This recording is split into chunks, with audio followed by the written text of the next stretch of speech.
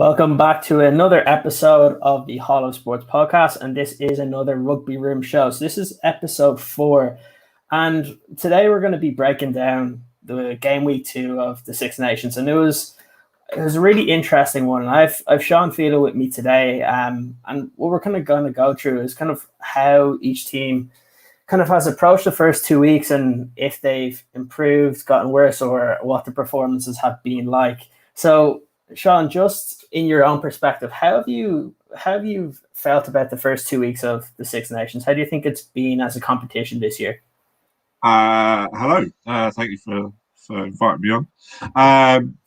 I've loved it. So any international rugby on the to have, and especially at the moment where we're sort of desperate in need for television, it's been great to have you back. And actually, I think that every game has had stories and had moments, which has just been superb, which is again much needed for the tournament and much needed for all of us watching and taking part.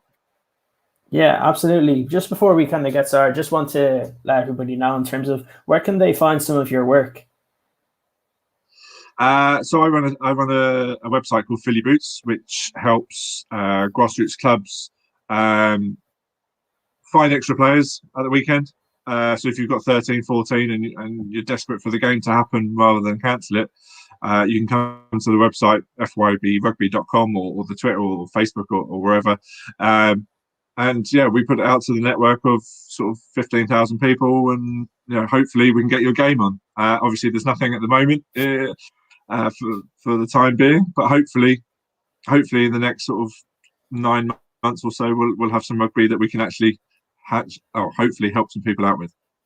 Yeah, absolutely. How's that been going for you guys then, with kind of COVID going on? Like, I know for all the clubs here in Ireland that everything stopped for the last couple of months. So what has it been like? Have you got much traction on the website since COVID kind of started?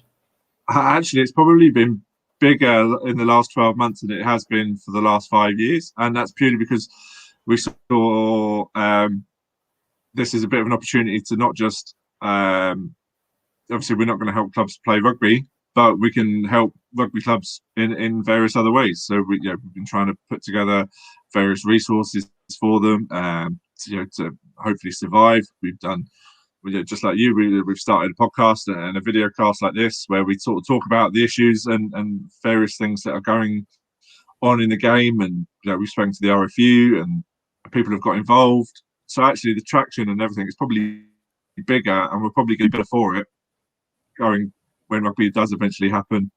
But yeah, it's been tough. It's been tough for every club and every player, and so it's hopefully it will change in the next I would say 9 months to a year. Yeah, absolutely. I guess the good thing is that while rugby isn't going on for most people, that we do have the Six Nations to watch, and it was a really interesting kind of weekend. Starting off with the England and the Italy game, where I think everybody expected an English victory, but after the first week of the Six Nations, and in my podcast last week, what I was talking about was it was a performance from England that you wouldn't expect from the English team over the past couple of years. That they didn't look prepared for the game against Scotland, and if you looked at that team and they didn't have English jerseys on, you wouldn't have thought that it was England playing. So how different do you think it was against Italy now? Obviously, it was probably the perfect game for England to kind of get a little bit of their mojo back again. But how did you feel kind of coming out of the Italy game then? Well, it was a totally different game plan than it was the week before, and probably England haven't played well since the Six Nations returned, really, I guess. Back in October, and then the Autumn Nations Cup, they were pretty poor, pretty pedestrian, box kicking everything and kicking possession away all the time, and it was totally different this week. They wanted to throw the ball around. They were running into contact and making little offloads. It was while it was still there's still plenty to work on. But if that's the way that England are going to eventually play, then I think it's certainly a good first step. Yeah, absolutely. So what do you think was the difference this week to last week? Because look, we saw England last week, and for me, it just looked like there was a lack of creativity there. And then finally, you see the back line kind of coming together a little bit more. You saw Watson more in the game. You saw the likes of Johnny May with his incredible try as well, which we weren't really seeing much. Like watching the Scotland game, I don't think you could probably count in your hand the amount of times Watson or May touched the ball. Yeah, And yeah. then this week they're kind of a central part to it. So was it just the fact that it's against Italy, you're going to get more of those opportunities, or was it kind of part of the game plan to get some of those more attack-minded players involved into the game? I think it had to be. England, they've proven in the last few weeks and months that the kicking game that they've been trying to play has just been found out. Scotland found them out and found a way to beat them. Yeah, Scotland were great, but England were dreadful. And they were trying to kick the ball away all the time. And May and Watson never got the ball. It never got past.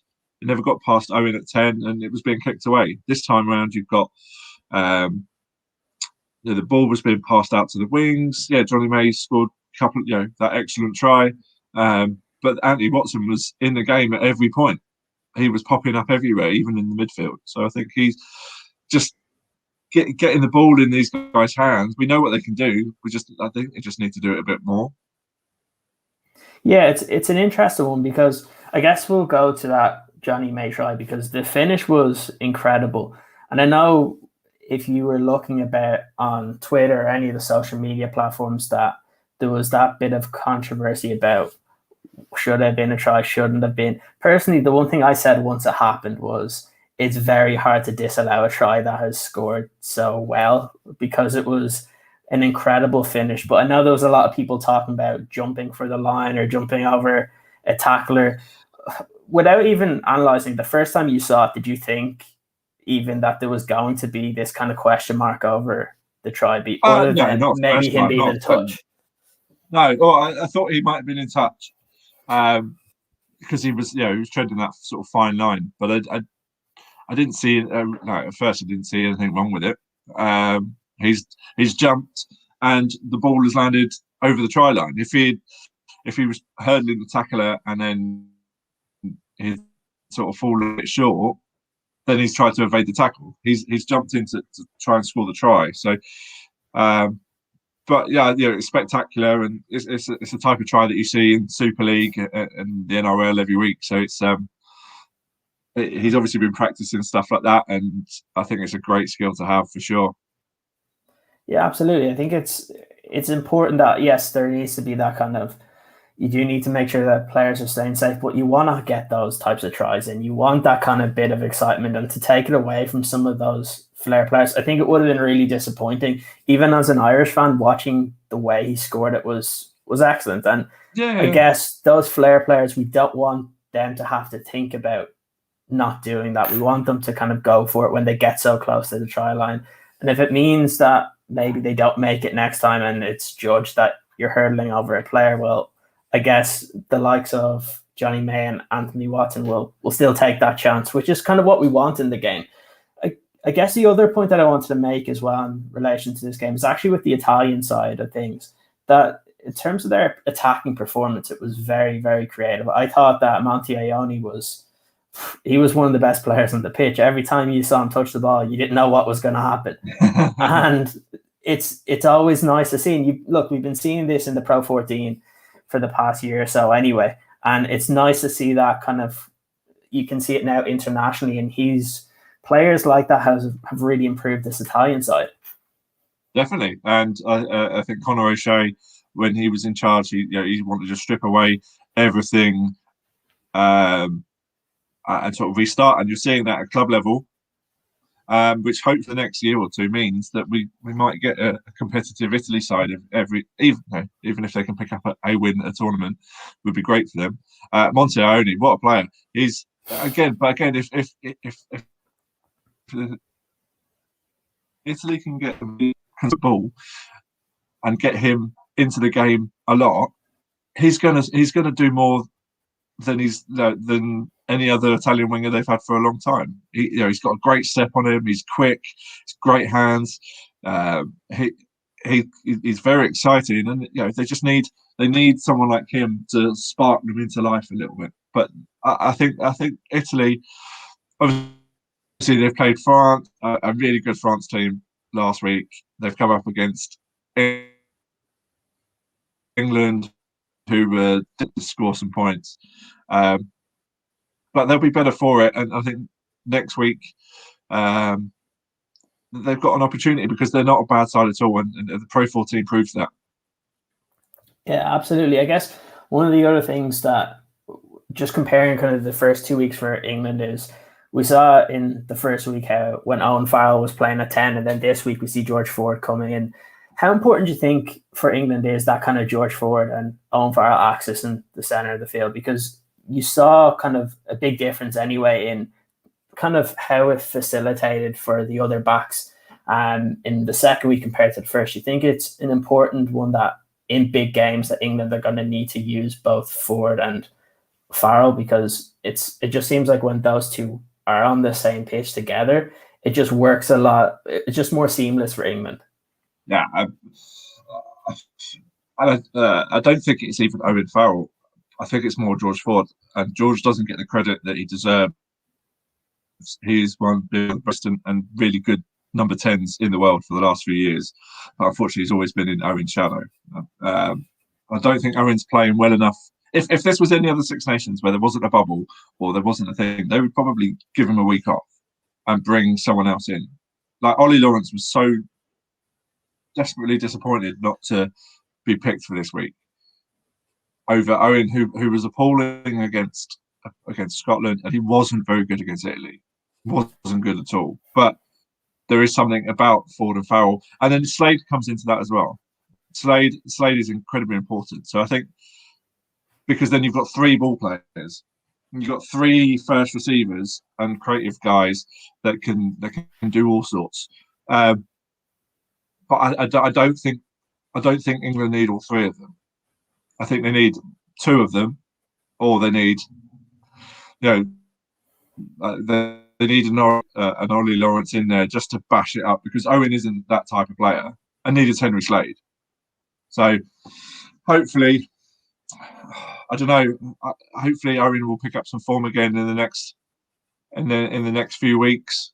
He just needs game time. He hasn't played for a long time, and we all know what a class operator he is. But just in the last few weeks, he just looks rusty, just looks tired.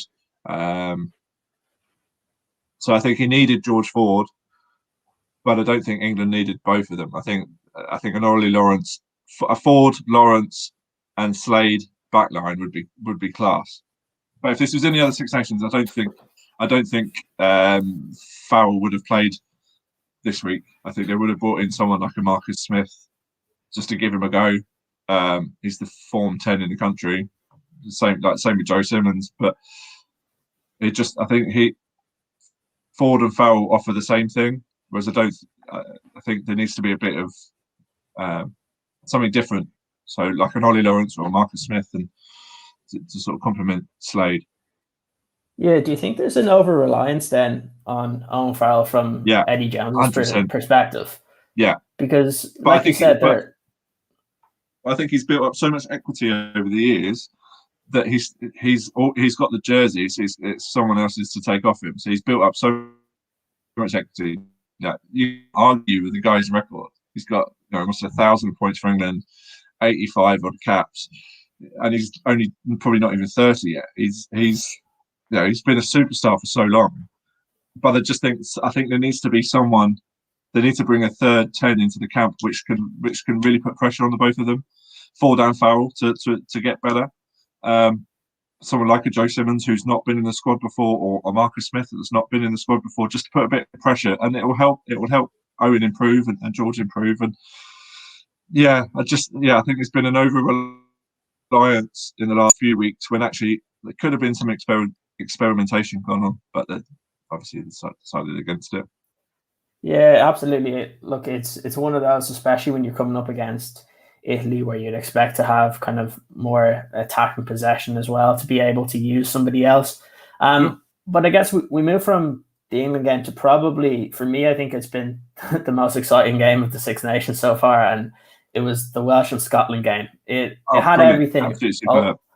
The, you look at the first half, and I think if you asked 100 people, 99 of them would have said Scotland would win, and the other one would be someone from Wales. But you looked at it, and you can look at the stats even from after the game, and it just shows how dominant Scotland were for such a large portion of that game. Like, for example, you look at even, I like to look at the amount of time that a team's in the opposition's 22. And Scotland were in Wales's 22, 7 minutes and 33 seconds. And Wales were in Scotland's 22 for 1 minute and 30 seconds. And it shows kind of just how dominant. And now the possession was 62% for Scotland and territory 68%. So you look at some of those key stats and you then look at the scoreline, you're like, what happened? And I think we know that the red card changed the game. Yeah. And this is now 2 weeks in a row that this has happened. First of all, I guess the question would be, do you think the red card was worthy in this week? Personally, I think last week for the Irish game, it absolutely was a red card. Yeah. This week, I think there was a little bit more kind of to talk about. So when you saw the first replay, let's say, did you think instantly it was going to be a red card? Yeah, as soon as you hit shoulder on face, there's nothing you can do. But it was milliseconds either way. It would have been a totally different result. Milliseconds either way, and then people wouldn't have sort of even got to that point. It's just that's where the game is. Like, we've got to protect the players and shoulders to heads. Like Amani's one was milliseconds. If Thomas Francis didn't put his head up at the last second, it would have been a penalty to Wales because Omani had flown over the top. That's milliseconds. And I think the same. I think the same with Xander's. It was just unlucky, and those types of things probably happen, at every breakdown. It's just that this time it was picked up on the camera. So yeah, it was unfortunate, but by the letter of the law, it's shoulder on head. You can't do that. It did change the game massively. First half Scotland, they could have run away with that, and they probably should have put a few more points on Wales and finished the game 40 points ahead. But it's just a shame. But Wales they're so tough, and they've been there, they've done it. For most of that squad has been there and done it, and they know how to win rugby games. And now, I think 2 weeks in a row, it's just I saw a thing on a betting website that Owen Farrell's 2-1 to be sent off against Wales. So yeah. I wouldn't put it past that happening at this point watching Wales. But I guess the one thing that you can take out of it is that Wales did well enough to keep themselves in the game up until the point of the red card. Because like we said, you can look at the stats, you can even just watch the first half of that game, and Scotland should have been way further ahead. But Wales managed to stay in, scored a try before half time. And then, to be honest, they were calling their way back up until the red card. And then that completely obviously changed the kind of outlook of the game afterwards. But even just before that red card, they were still in the game. Still, you saw both teams just attacking each other. And like we said, I think it was one of the more enjoyable games as a neutral fan to be able to watch, because he got to see Stuart Hogg play the way he played against England. He was brilliant again against Wales. You have Rhys Sammet for Wales, that I think he's been incredible the first 2 weeks, scoring 2 tries at the weekend. How good do you think he's been? Because what is he, 20 years old, coming in to a team where they're missing 21 players. I know they got Liam Williams back, but that must be incredible for a young player to come into a Welsh squad that really wasn't expected to be one of the kind of top 3, and now they've gone through 2 games and won both games, and he's been one of their best players in both games. Oh, he's been superb, and I think it's the same with someone like a Johnny May or an Anthony Watson, that someone can score from anywhere. And I think Wales have missed that for a while, where they've just got someone that can pick the ball up and either sprint, like if he can do the 100 meters in silly seconds, or did his little chip and catch the ball, further on, or the dive try against Ireland. So he's going to be a superstar. I think he's already a superstar. Yeah, I just he's been excellent for Gloucester over the last 18 months or so. He definitely deserves his chance, and he's sort of taking it with both hands at the moment. And I don't think we've seen a player like him since George North came on the scene 10 years ago, where George North was that type of player where he could just score. He could score from anywhere, and he was a freak. 6'6", running 100 meters in a few seconds. I don't think there's been a player in rugby like him for a while. I think he's going to be an absolute megastar.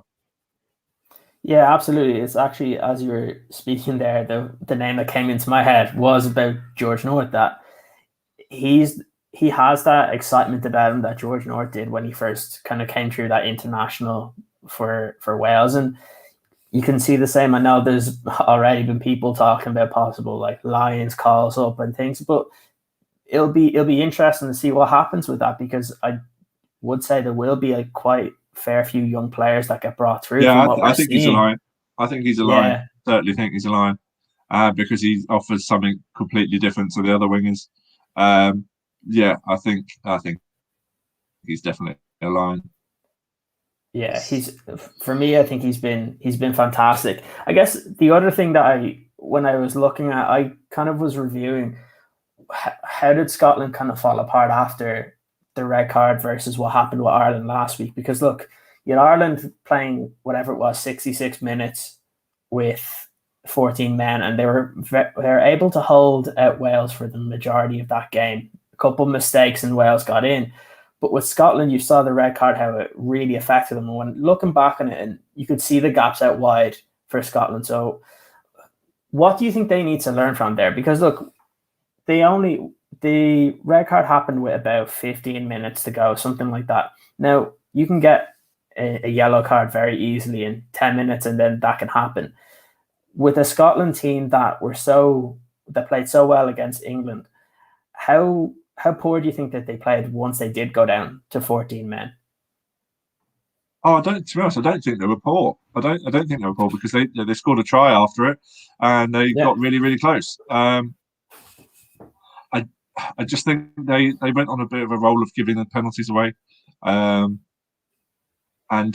that's what kept Wales in the game in the first half. Is that Scotland kept giving penalties away. I think Blake Thompson gave about 3 on the bounce. So it just those things either give you points or it gives you meters, and and then tries happen and points happen. But then in the second half, once the red card happened, I think that's just dropped a little bit. It's a massive shame, but they weren't bad at all. Yeah, because they scored. I think they scored towards sort of 10 minutes to go, didn't they? So it's a difficult one, but I don't know. I think they were trying too hard.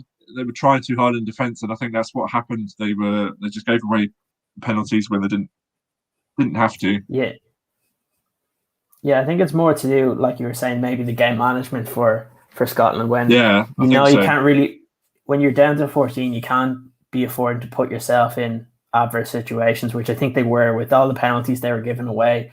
They were kind of putting more pressure on their defence than they needed to be doing.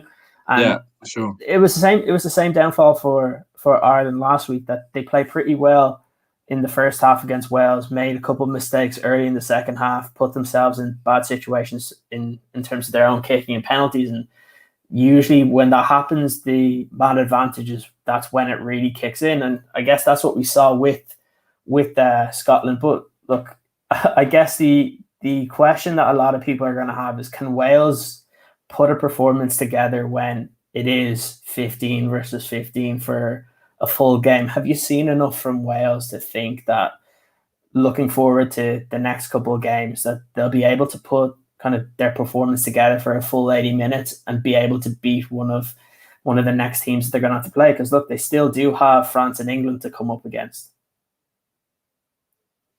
Yeah, for sure.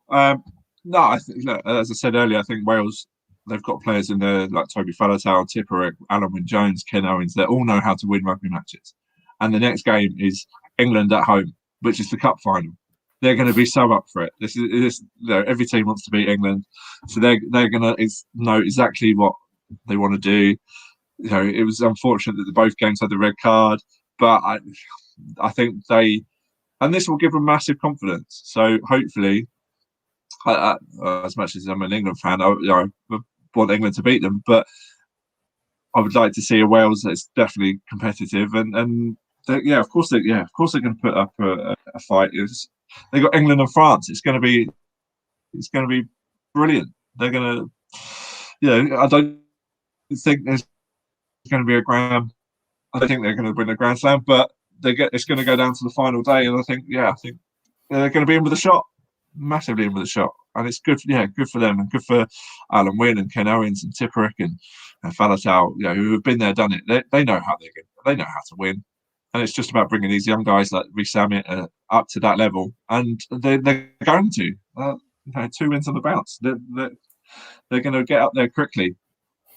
Yeah, absolutely. I guess moving from one team with still hopes of having a Grand Slam to another with France, it was a strange French performance, I think, when you looked at the overall game, because I don't think they were kind of high flying like they were against Italy, but the 2 tries that they scored were excellent, especially that first one, because for the most part in that first half, I think Ireland were controlling the game, but they weren't really damaging France when they should have. France went down to 14 for a sin bin. Ireland almost scored, but just didn't get over. And then you saw just how good that first try was for France. Does that just show you how dangerous this French team can be, even when kind of their backs are against the wall at that time? That they're going to be a really hard team for anyone to beat. Yeah, absolutely. They're so young and fresh, and they can attack from everywhere. And again, they've got different players in different types of players in positions. Like they can bring in Fakatawa in the next round. That is completely different to what they've got so far. So and a completely different threat, like a Fiku. And then Dupont is the best 9 in the world, if not the best player in the world right now. So, and he had a very controlled and measured game this week. I think he had to, but it shows how versatile that those guys are. I know France really excite me, really, really excite me, and I would love to see them up against an All Black team right now. And I would love that. I think they're gonna. They've got 2023 on their minds, and I think people should be putting money on France to not just win this championship, but for the World Cup in a couple of years, for sure. Absolutely. Yeah, absolutely. They're a really interesting one, because I think before the previous World Cup, a lot of people had their doubts about France and what they were doing, but then you saw kind of the under-20s World Cup and just how good those players were coming through, and you knew that in that next cycle. And it's the one thing I like about France compared to a lot of the other European teams, is that they treat it like you see New Zealand treat every 4 years, that it's in preparation for the World Cup, and it's not just about this Six Nations Championship. And that's what we've seen, because you even look at the differences in the squads, like you mentioned with Fakatawa who come in. You have the likes of Teddy Tomau, who wasn't even starting against Ireland, and he was one of the best players in the first week. So it's really, really interesting watching France. And the one thing that I took from it as an Irish supporter is that you saw both teams do quite well at the World Cup, not make to where they wanted to, but then one team has pushed on more and one team has regressed. And that's, I think, the biggest issue. For Ireland, what I see is that there is a severe lack of creativity in the attacking platform, that it's a lot of Ireland's players been going side to side, and it's the reason you're seeing, I think in the first week, there was maybe 4 or 5 line breaks. Against France, there was 3. And this is, when you compare it to those Joe Schmidt teams that won, I think it was 2 or 3 Six Nations on the bounce, that you were seeing lots of line breaks, and when that would happen, kind of offloads, kind of trying to play this free-flowing attacking rugby. and it just hasn't happened over the last 2 weeks. So what would you put that down to? Is it the changing in the coaching staff? Is it that there wasn't big enough change from the Joe Schmidt era? Or do you just think that it's the players that haven't been able to kind of, I know Mike Catt has just come in and put in a new attacking system. Does that just take time? And it's going to be one of those that it might take a year or two before this Irish attack to really kind of see the heights of where they were a couple of years ago? Because for the most part, it's a fairly similar team. There's a couple of newer players that have come through. You see James Lowe that's come in. I know Jordan Larmour wasn't starting in those Joe Schmidt teams, but for the most part, the rest have been fairly stable. Yeah. I think obviously changing coaching staff is gonna take time to bed in. They probably haven't had as much time as they probably would have wanted. There's just Ireland just seem to be going sideways. I noticed that against Wales, Sexton just doesn't seem. It almost doesn't seem like he doesn't know whether face forward or not, and it's really, really weird because he always used to love running straight and playing flat on the gain line, but now it seems to be all sort of try to like acute angles, and it doesn't. I don't think it suits. Certainly doesn't suit Ringrose and Henshaw. Again, Billy Burns didn't really get enough time to show what he can do again because he went off injured.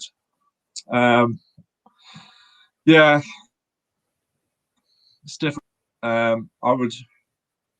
It's going to take time. Is Johnny Sexton the man to lead that forward? Probably not now. Certainly in an attacking sense. Henshaw and Ringrose were great in the last 2 weeks, but it just didn't.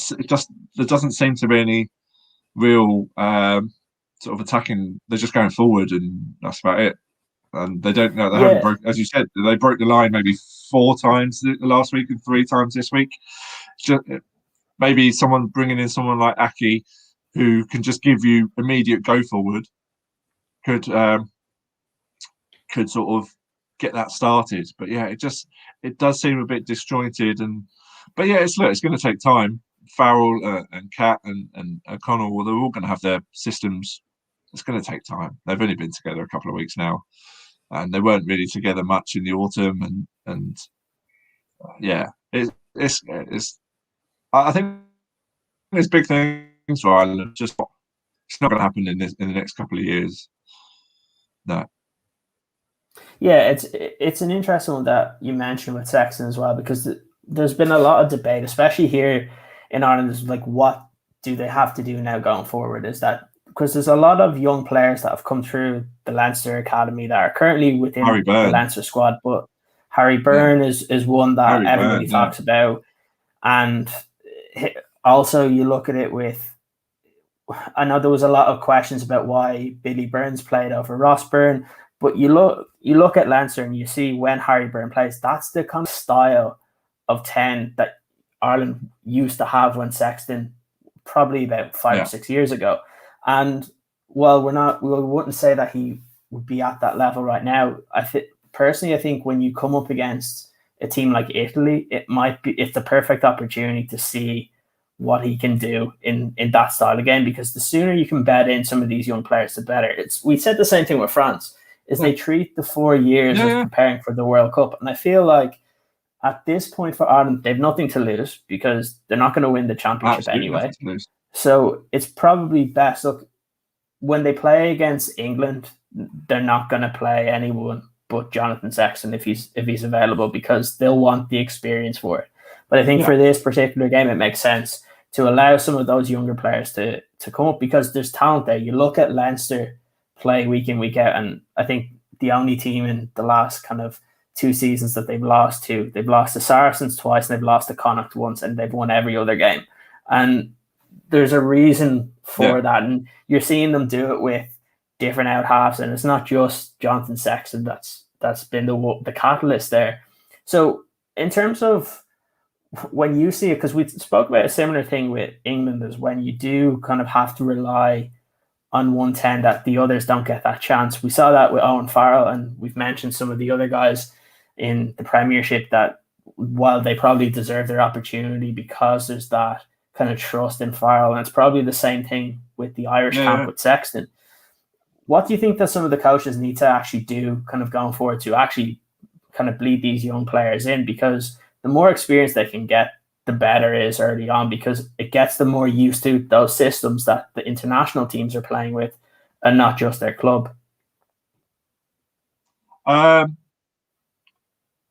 think it's just giving them the opportunity. As you said, Italy is a perfect opportunity to blood a couple of players. And also, as we said with Wales, they've got a core group of Faletau, Tipuric, Alan Wynne-Jones, Ken Owens, Halfpenny, have been there and done it for a long time. And if you look at that Ireland squad, it's very young, and there's not many players in that squad that have that. There's Peter O'Mahony and there's Jonathan Sexton. Everyone else is still probably 30 caps or under, so they don't necessarily. Sexton and O'Mahony have won Grand Slams and won titles, and they haven't got a core group of 5 or 6 players, so they need to be around. But I think certainly in the next, Italy's a perfect opportunity to blood someone like Harry Byrne, or even giving Billy a proper run out. Is it going to happen? Well, I hope it does, but I don't think Ireland haven't got enough experience elsewhere on the park to, especially with Murray out as well. Murray was part of that group, so if without him, haven't got any people that have been there and done it. So they need to keep those guys around, and whether that's to the detriment of the side, I don't know. But Sexton's not getting any younger, so they need to sort of start blooding successors in the same way that they did when O'Gara was on his way out, and the young upstart of Sexton was knocking on the door, playing amazingly well for Leinster 10 or 12 years ago. Yeah, absolutely. It's an interesting one because, like you said, Ireland do have a fairly young team, and while they have a good group of players that won kind of Grand Slams, won Six Nations, and the likes of, I know James Ryan, when he first started, I think he went 2 years without losing a game in senior rugby, and then you have the likes of CJ Stander, you have the Conor Murray, and we've mentioned Sexton, but again, there's some of those players that you're seeing are getting injured more often than not, and when you do bleed in these young players, you do need that kind of experience, which is kind of a good reason why I think they want to keep the likes of Ringrose and Henshaw together. I think if they're going to bring in Harry Byrne, you'll see them play those two players because they know each other from Leinster. You have the likes of James Lowe as well, who's just started with the Ireland camp as well. But it's one of those things. I think it does take time, but it's always an interesting conversation that I think especially when you talk about number 10s, and we've just seen it you've seen the kind of overhaul that France did in the past 3 or so years. We've been talking about England and we're talking about Ireland now, and you can even put the likes of Wales into that discussion in the next kind of year or two of what they're going to do in that position. It's one of those it's really interesting. I think France and England are probably in the best position when you look at the number 10s there, that there's actually ready-made players there internationally to play. But I think it's one of those that I think if some of the young players do come through, that you'll see you'll see more of those games like Scotland and Wales this week where teams will want to go at each other, because there was that little bit of inexperience, but with that, we got to see a phenomenal game. Yeah. It's no care as rugby, is it? That's what we all love to watch. Leinster have no care. They don't care. They'll play the way that they've played, and it works. And their team's normally full of young people, and they go and beat everybody.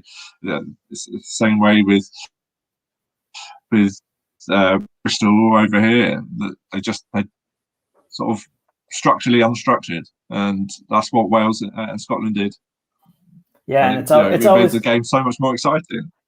Yeah, and that's what we want to see. We want to see exciting attacking rugby because, again, I think that's what we've seen in kind of the Champions Cup over the last 2 years. There We've seen a lot of those games, and we want to start seeing more of those internationally.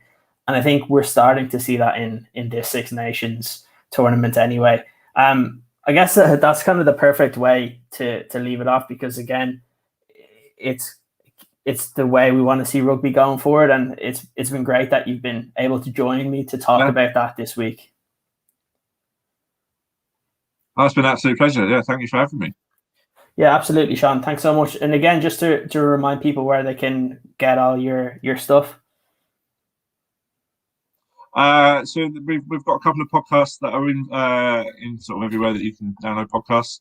One's called the FillYourBoots Rugby Roundtable, and then we're launching one tonight in about 20 minutes time called the Hardline, which is going to be dedicated to women's grassroots rugby. And then fybrugby.com it has all our stuff, and we're on Facebook, and the Twitter and the Instagrams in the name bit there. So yeah, just come check us out. We do this for the love of grassroots rugby. So yeah, that's us. That's really good.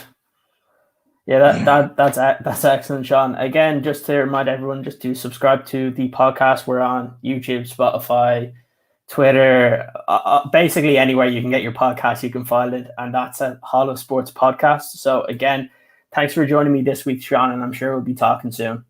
Yeah, definitely. Looking forward to it.